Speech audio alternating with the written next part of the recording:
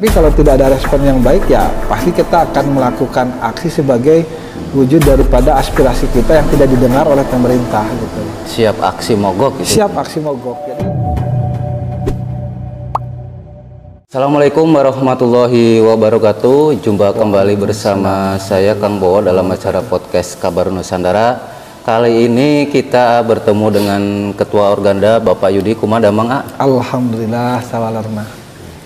Ini terkait kenaikan BBM ini Kang, apakah sebelumnya ada informasi atau surat pemberitahuan nggak dari pihak pemerintah sendiri ke organisasi yang membawahi para pengusaha angkutan ini?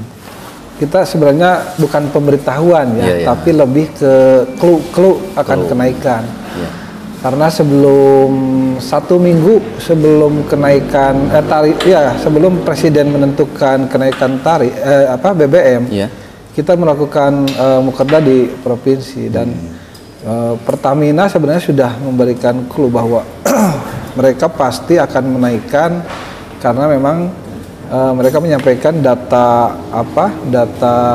kondisi keuangan pemerintah dengan beban subsidi BBM yang memang hari ini sudah terlalu tinggi, sehingga mau tidak mau mereka pemerintah harus menaikkan BBM bersubsidi ini. Dan berdasarkan clue-clue itu kita kan harus sensitif. Artinya kita sebagai pengusaha di sektor transportasi yang menggunakan BBM sebagai roda penggerak kendaraan, otomatis insting kita itu sudah membaca bahwa hal ini akan terjadi kenaikan. Dan kita sudah menyampaikan kepada pihak-pihak terkait bahwa ini pasti akan terjadi kenaikan, tetapi kapan akan dilaksanakan tidak tahu kan, hanya Pak Jokowi dengan Tuhan yang tahu kapan akan hari H pelaksanaan. Saya sudah menyampaikan bahwa ini kita harus segera memformulasikan tentang tarif dan formulasi-formulasi yang akan dilaksanakan oleh pemerintah Kabupaten Garut seperti apa. Dan ternyata ya sampai saat ini ya masih wacana-wacana saja.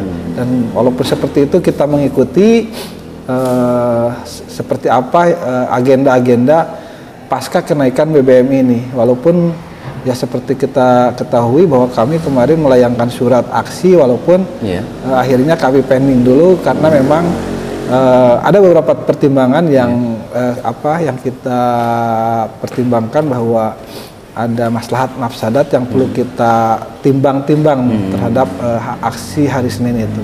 Nah ini bisa dijelaskan nggak naungan ataupun yang berada di Organda ini awak angkutan mana aja itu barangkali belum ada yang tahu itu.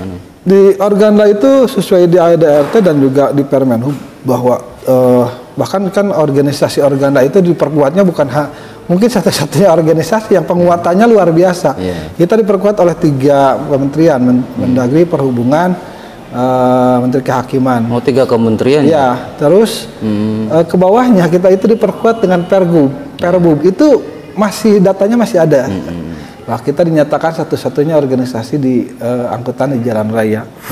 Jadi di sana dinyatakan bahwa semua moda angkutan barang ataupun angkutan orang yang menggunakan jalan raya itu wajib bernaung di bawah Organda seperti itu. Nah, jadi, ini untuk terkait tadi kenaikan BBM ada tadi kan katanya sampai saat ini belum ada untuk skema tarif tadi kan. Nah, itu pihak mana aja sih ketika nanti akan naikkan angkot misalkan dari 2.500 naik 3.000. Nah, ini instansi mana sih yang perlu untuk dimusyawarahkan atau diajak diskusi untuk skema tarif ini? Ya, kalau skema tarif itu sebenarnya ya memang ada aturan ya, yang pemerintah daerah kabupaten sendiri yang bisa menentukan. Karena misalkan 10 km di Kabupaten Garut dengan kontur daerah seperti ini, dengan kontur 10 km di Papua atau di luar Jawa itu kan pasti berbeda. Sehingga ya pemerintah pusat untuk tarif daerah itu dikembalikan kepada pemerintah daerah masing-masing. Nggak, maksudnya apakah perlu adanya mengundang dari misalkan Bupati, Organda, Sub tentu, karena kan tarif itu harus di SK Bupati. Soalnya dari para pengusaha angkutan awak angkutan masuk ke organda yang disampaikan ke pihak pemerintah atau seperti apa untuk penentuan skema tarif ya itu? Kita tadi sudah ada rapat pembuka bagaimana tentang kenaikan tarif itu. Nah, kenaikan tarif itu kita sudah menyepakati bahwa kita kenaikan tarif di 40%. Seperti kita ketahui bahwa kenaikan BBM itu angkanya kan 31,sekian%. Jadi kan kalau BBM itu salah satu faktor, ada spare part, ada kebutuhan hidup sopir. Jadi indikatornya bukan hanya dari BBM saja ya? Betul, bukan hanya dari BBM. Kalau hanya dari BBM ya kecil gitu. Tapi kan dari kenaikan BBM itu ada efek domino. Secara tidak langsung. Secara tidak langsung. Kalau sopir misalkan harus memenuhi setoran kepada pemiliknya, kepada pengusahanya, pasti setoran naik.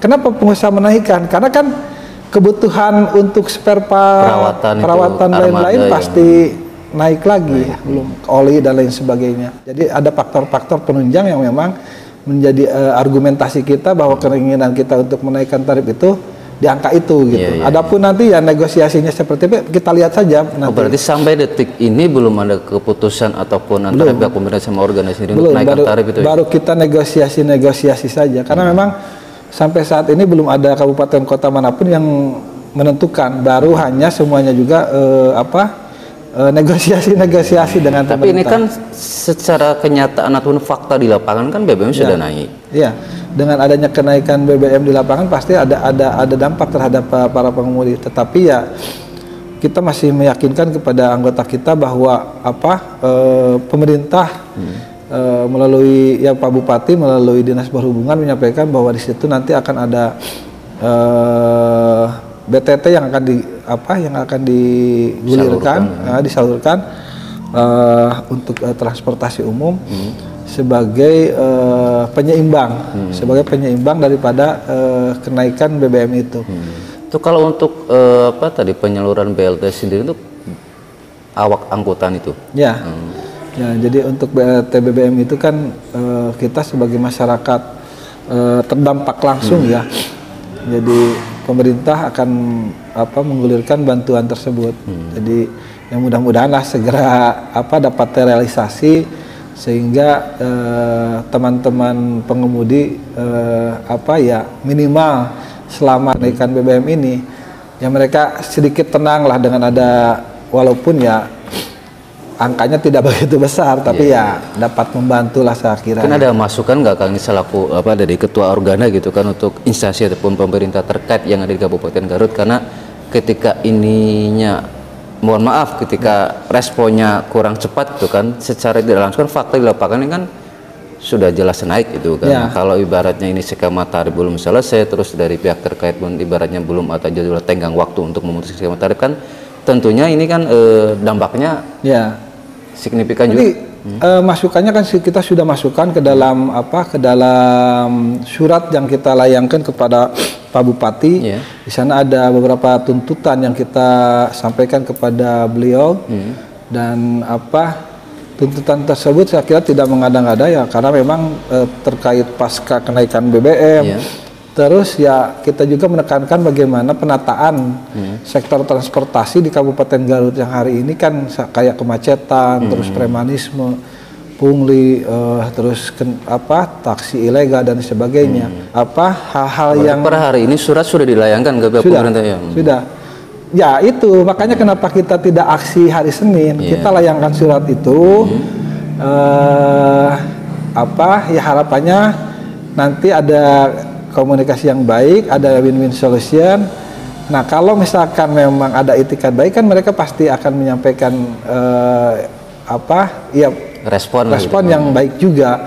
Tetapi ya kalau misalkan tidak ada respon, maka kita pun sudah konsolidasi dengan pengurus jalur seluruh Kabupaten Garut bahwa kalau tidak ada respon yang baik ya pasti kita akan melakukan aksi sebagai wujud daripada aspirasi kita yang tidak didengar oleh pemerintah gitu. Siap aksi mogok gitu. Siap aksi mogok. Jadi makanya kita kan bukannya kemarin bukannya batal tetapi mengalihkan jadwal saja. Kalau misalkan kita sudah aspirasi kita sudah didengar ya buat apa kan aksi. Tapi kalau misalkan aspirasi kita tidak didengar ya mau tidak mau kita harus turun aksi ke jalan menyuarakan aspirasi kita seperti itu.